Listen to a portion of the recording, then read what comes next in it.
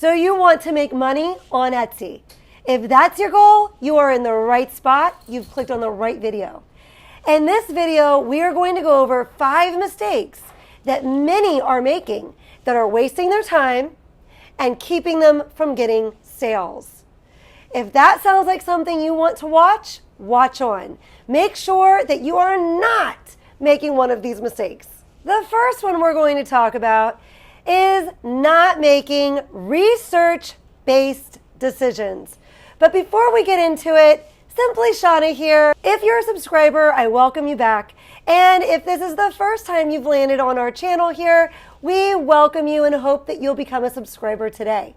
I'm a former 4th grade teacher, and on this channel, we talk all about entrepreneurship, opening an Etsy shop, scaling it to a place where you could actually quit your full-time job and become a full-time Etsy entrepreneur, making your own hours and working from wherever you want to.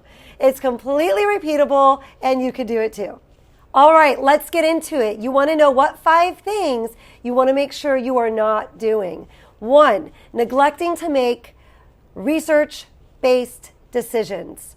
This is everything from the product you're choosing to do, to the niche that you're deciding to work in. You want to make sure you're going into the Etsy platform, the Etsy market, typing in what you're thinking of selling, and make sure that there's other items doing well in that product category or in that niche. So if we're doing t-shirts and you want to do teacher shirts, go in and make sure there are some good selling teacher shirts, which would alert you or let you know that, hey, this is a good niche to work in.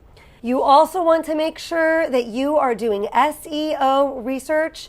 I do have a video on that. I will link it down in the description below if you want to learn more about that. I'm very happy with the strategy that I have, and it's been working really well for me. It is research driven, it is research based. And basically what I do is I go in, and if I'm making, let's say, a reading teacher shirt, I find several bestsellers that are reading teacher shirts. I look for patterns. I look for repeated phrases that more than one bestseller is using.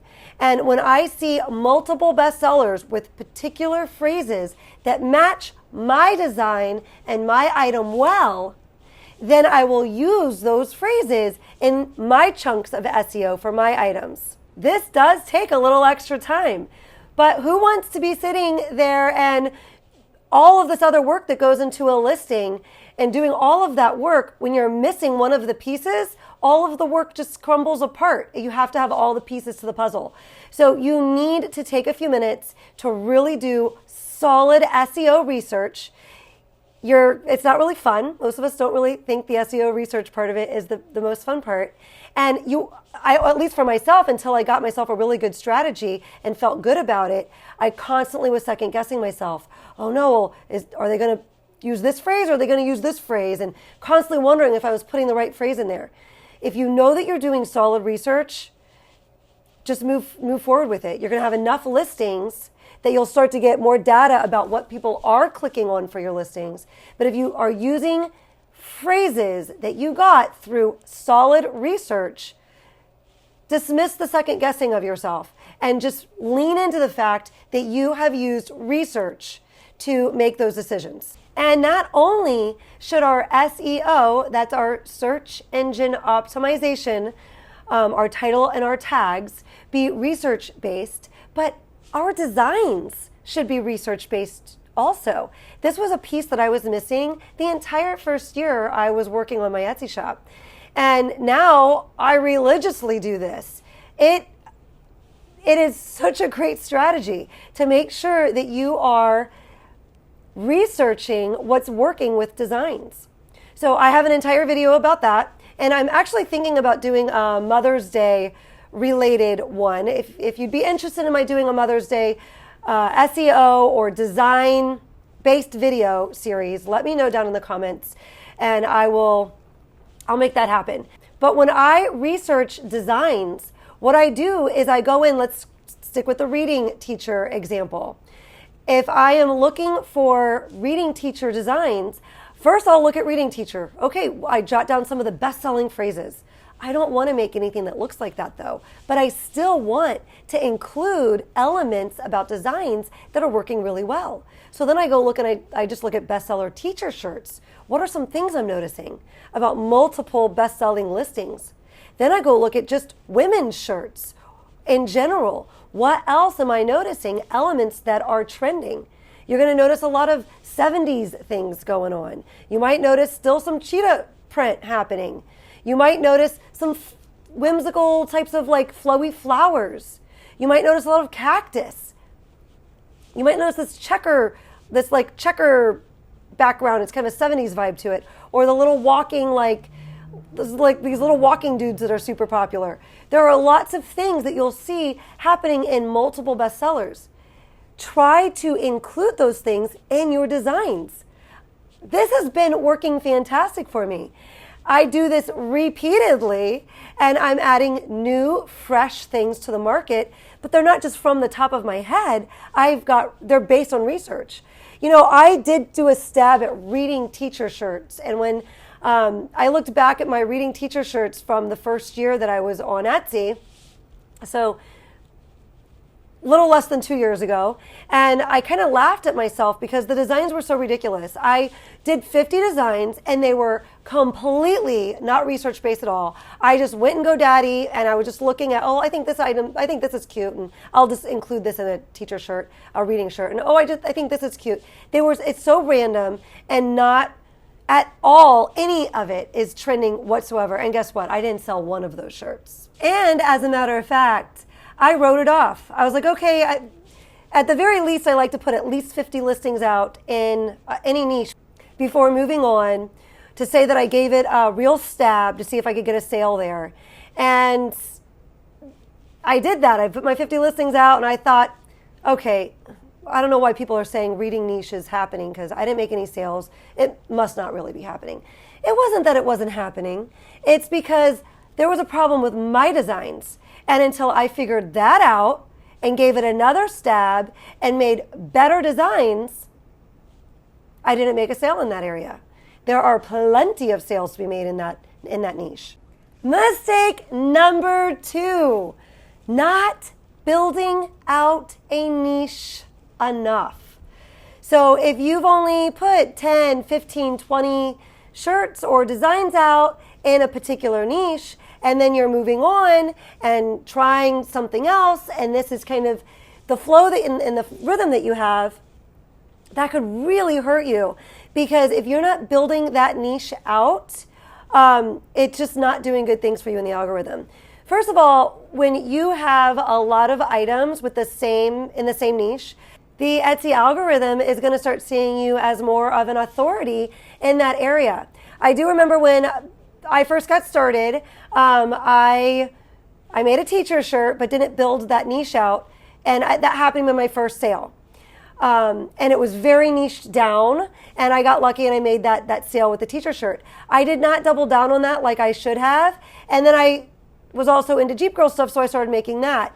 And without doing it on purpose, first of all, do not do Jeep Girl stuff. That is trademarked. I had to take it all out of my shop. But without doing it on purpose or thinking about it as a strategy, I just felt like making Jeep Girl stuff because I had just gotten a used Jeep Wrangler, and I was super excited about that and wanted to wear all these shirts that I was creating. And as I just kept adding to this niche over and over again, week after week, the number of listings kept getting larger and larger, and I was still working on a couple other niches, but this one I was just working on constantly, and that's the one that picked up in the algorithm first. You want to build out the niches that you want to make sales in. So you can't just, okay, I'm going to do this, I'm going to do 20, 30, 40, even 50, and just leave it alone now. Especially if you were able to get 50 up in like 1 week, I would probably just, okay, well, if I'm really making a stab at this niche, I'm just going to, keep working on that little by little. Each week, maybe I'll put 2 or 3 new things out while I'm working on some of my other niches. So far, we've got 1. Make sure that you're not forgetting to make research-based decisions. 2, make sure that you're building out the niches that you're working in enough to really give them a chance to catch. All right, before we jump into number 3, if you are finding value from this video, I'd so appreciate you taking a second to go smash that like button, because that will let me know that you're enjoying this content, and it will let the YouTube algorithm know what kinds of content to continue showing you.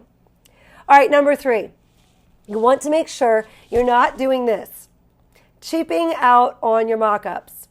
So, and this also goes with research-based decisions with your mock-ups.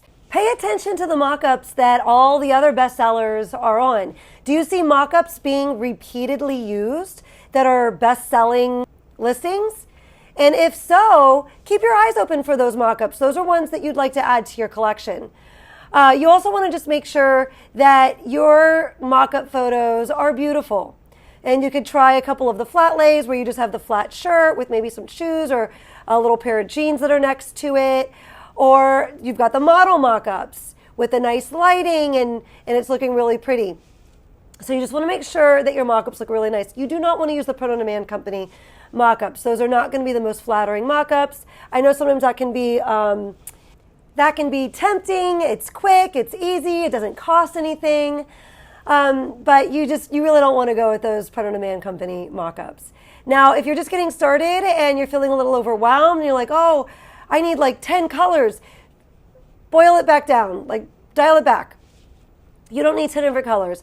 I just use one color. So I started with just black shirts, and that's all I made available in my listing. And I had 3 beautiful mock-ups that I purchased, and I still use those mock-ups, and I use them over and over again.